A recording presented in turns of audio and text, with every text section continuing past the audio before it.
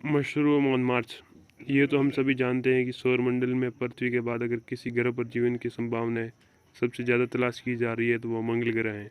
इस लाल ग्रह को लेकर वैज्ञानिक तरह तरह की खोज कर रहे हैं, जिसे लेकर हाल ही में मार्स एक्सप्लोरेशन रोवर भी भेजा गया है।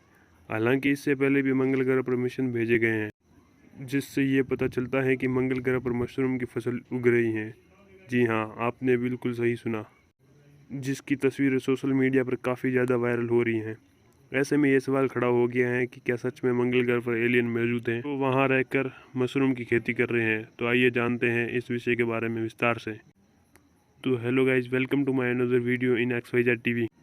अमेरिकी स्पेस एजेंसी नासा द्वारा साल 2004 में भेजे गए एक रोवर ने अपने कैमरे में मंगल ग्रह पर उग रहे मशरूम की तस्वीरें क्लिक की हैं, जिसे देखकर हर कोई हैरान है। दरअसल लाल ग्रह की सतह पर अब तक जितनी भी रिसर्च की गई है उससे यही पता चलता है कि मंगल ग्रह का वायुमंडल अभी जीवन लायक तैयार नहीं हुआ है।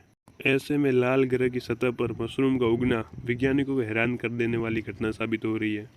दरअसल सालों पहले खींची गई इस तस्वीर को नासा के वैज्ञानिकों हाल ही में दोबारा स्टडी की है, जिसके जरिए ये पता चला कि मशरूम की आकृति की तरह दिखाई देने वाली चीज़ हेमेटाइट कॉन्क्रीशन है।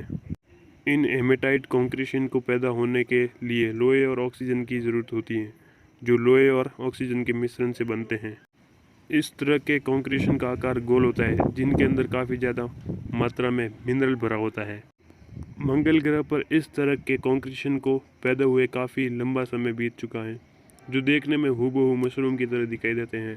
जब मंगल ग्रह की सतह पर गर्मी बढ़ने लगती है तो वह सतह की नमी भाप बनकर उड़ जाती है। इस दौरान लोहे का अवयव उस नमी को पकड़ लेता है और फिर हवा में एक गोले का आकार ले लेता है। इस प्रक्रिया से बनने वाली वस्तु को हेमेटाइट कॉन्क्रीशन नाम दिया गया है। हालांकि कुछ वैज्ञानिकों का मानना है कि हेमेटाइट कॉन्क्रीशन का निर्माण ज्वालामुखी गतिविधि का परिणाम भी हो सकता है, जो मंगल ग्रह की सतह पर होते रहते हैं। साल 2004 में जब अपॉर्चुनिटी रोवर ने मंगल ग्रह की सतह पर लैंड किया था तो उस समय हेमेटाइट कॉन्क्रीशन की मात्रा काफ़ी ज़्यादा थी, परंतु मंगल ग्रह की सतह पर चारों तरफ मौजूद थी। इतना ही नहीं, जब लाल ग्रह की सतह को खोदा गया तो उसके अंदर से हेमेटाइट कॉन्क्रीशन की गोलाकार आकृति बाहर आई थी। ऐसे में वैज्ञानिकों का मानना है कि हेमेटाइट कॉन्क्रीशन का मंगल ग्रह की सतह पर उगना एक रासायनिक प्रक्रिया है जिसे एलियंस के साथ जोड़ा कर देखा नहीं जा सकता। मंगल ग्रह पर हेमेटाइट कॉन्क्रीशन के पैदा होने से ये बात साबित नहीं होती कि लाल ग्रह पर जीवन की संभावनाएं मौजूद है, क्योंकि इस विषय से वैज्ञानिकों को अलग अलग मत देखने को मिलते हैं। कई वैज्ञानिकों का दावा है कि इस तरह की वस्तुओं का निर्माण रासायनिक प्रक्रिया के कारण होता है, जो देखने में जैविक या कार्बनिक आकृति लगती है। लेकिन इसका मतलब ये नहीं कि अगर कोई चीज़ जीवित या जीवों की तरह दिखाई देती है वो सच में जीवन का संकेत हो, क्योंकि इस तरह चीज़ों का पैदा होना ग्रह और तापमान, धातु आदि पर निर्भर होता है, जिसके जरिए जीवन की संभावनाओं का पता नहीं लगाया जा सकता। आपको बताते हैं कि साल 1976 में नासा के वाइकिट रोबोटिक लैंडर ने मंगल ग्रह की सतह पर कई तरह की जांच और प्रयोग किए थे, ताकि ये पता लगाया जा सके कि लाल ग्रह के सूक्ष्म जीव मौजूद हैं या नहीं है।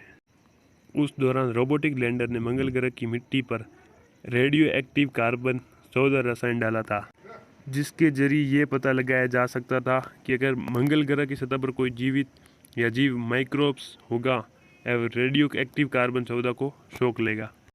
लेकिन अगर इस प्रयोग के दौरान मंगल ग्रह की मिट्टी में किसी तरह का जीवित जीव होने की पुष्टि नहीं होती है तो रेडियो एक्टिव कार्बन 14 भी धीरे धीरे हवा में गायब हो जाता है।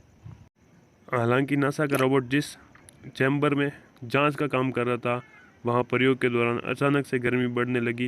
वैज्ञानिकों को लगा कि ज़्यादा गर्मी बढ़ने के कारण माइक्रोब्स मर सकते हैं, लेकिन वैज्ञानिकों की सोच के परे उस प्रयोग के दौरान अजीब घटना सी घटी। जिस चैम्बर के अंदर रोबोट प्रयोग कर रहा था वहां कार्बन 14 की मात्रा डालने के बाद मंगल ग्रह की मिट्टी उसके साथ रिएक्ट करने लगी थी।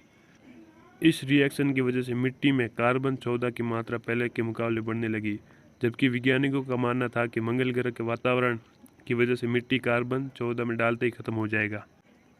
आखिर में चैम्बर का तापमान इतना बढ़ गया कि अगर चैम्बर के अंदर पानी मौजूद होता तो वो भी उबलने लगता। नासा द्वारा किए गए इस प्रयोग को कोई भी स्पष्ट नतीजा सामने नहीं आया। हालांकि उस प्रयोग को लेकर वैज्ञानिकों के बीच आपसी मतभेद आज तक जारी है।